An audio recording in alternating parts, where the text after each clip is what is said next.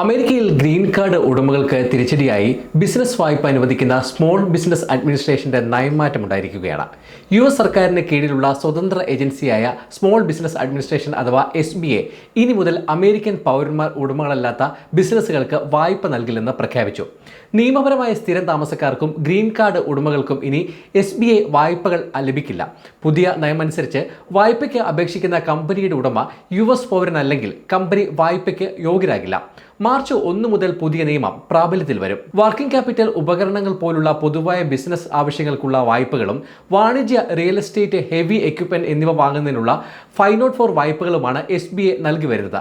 പുതിയ നിയമം കാരണം ഗ്രീൻ കാർഡ് ഉള്ള ഇന്ത്യക്കാർ പൗരത്വം നേടുന്നതുവരെ SBA വായ്പകൾക്ക് അർഹതയില്ലാത്തവരായി മാറും.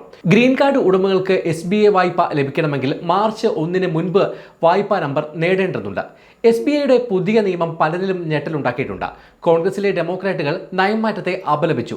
ഇത് കുടിയേറ്റ സംരംഭകർക്ക് നേരെയുള്ള ആക്രമണമാണെന്ന് senate small business committee ranking അംഗം എഡ്വേർഡ് മാർക്കിയും house small business committee ranking അംഗം നിദ്യ വെലാസ്കേസ് വിശേഷിപ്പിച്ചു.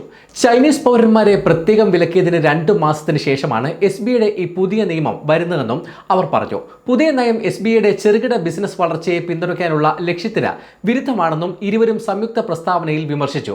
ട്രംപ് ഭരണകൂടം വിദ്വേഷത്തിന്റെ തീ ആളിക്കത്തിക്കുകയാണെന്നും കുടിയേറ്റക്കാർക്കിടയിലും ചെറുകിട ബിസിനസ് ഉടമകൾക്കിടയിലും ഭയവും ആശയക്കുഴപ്പവും പടർത്തുകയാണെന്നും മറ്റ് നിയമനിർമ്മാതാക്കൾ പറഞ്ഞു. കഠിനാധ്വാനം ചെയ്യുന്ന നിയമപരമായ കുടിയേറ്റക്കാരെ ബിസിനസ് ആരംഭിക്കാനോ വികസിപ്പിക്കാനോ പിന്തുണയ്ക്കുന്നതിന് പകരം ട്രംപ് SBA വിദ്വേഷം തിരഞ്ഞെടുക്കുകയാണെന്നും അവർ കുറ്റപ്പെടുത്തി. ഇനി എന്താണ് സ്മോൾ ബിസിനസ് അഡ്മിനിസ്ട്രേഷൻ അഥവാ SBA എന്ന് വിശദമായി നോക്കാം. അമേരിക്കയിലെ ചെറുകിട ബിസിനസ്സുകളെ സഹായിക്കാൻ 1953 സ്ഥാപിതമായ ഒരു സ്വതന്ത്ര ഫെഡറൽ ഏജൻസിയാണ് US സ്മോൾ ബിസിനസ് അഡ്മിനിസ്ട്രേഷൻ.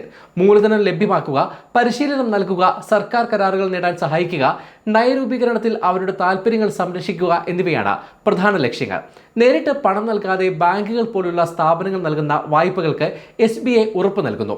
ഇത് വായ്പ നൽകുന്നവരുടെ റിസ്ക് കുറയ്ക്കുകയും ചെറുകിട സംരംഭങ്ങൾക്ക് കുറഞ്ഞ പലിശയിലും ദീർഘകാല തിരിച്ചടവ് വ്യവസ്ഥകളിലും വായ്പ നേടാൻ സഹായിക്കുകയും ചെയ്യുന്നു. SBAയുടെ പ്രധാന വായ്പാ പദ്ധതികളിൽ ഒന്നാണ് 7A ലോൺ പ്രോഗ്രാം. ഇത് പ്രവർത്തന മൂലധനം, ഉപകരണങ്ങൾ വാങ്ങൽ, നിലവിലുള്ള കടങ്ങൾ തിരിച്ചടയ്ക്കൽ, നിലവിലുള്ള ബിസിനസ് വാങ്ങൽ എന്നിവയ്ക്കായി ഉപയോഗിക്കാം. ഈ പ്രോഗ്രാമിൽ $5 മില്യൺ വരെ SBA ഉറപ്പ് നൽകുന്നു. 504 ലോൺ പ്രോഗ്രാം റിയൽ എസ്റ്റേറ്റ്, വലിയ ഉപകരണങ്ങൾ പോലുള്ള ദീർഘകാല സ്ഥിര ആസ്തികൾക്ക് വേണ്ടിയുള്ളതാണ്.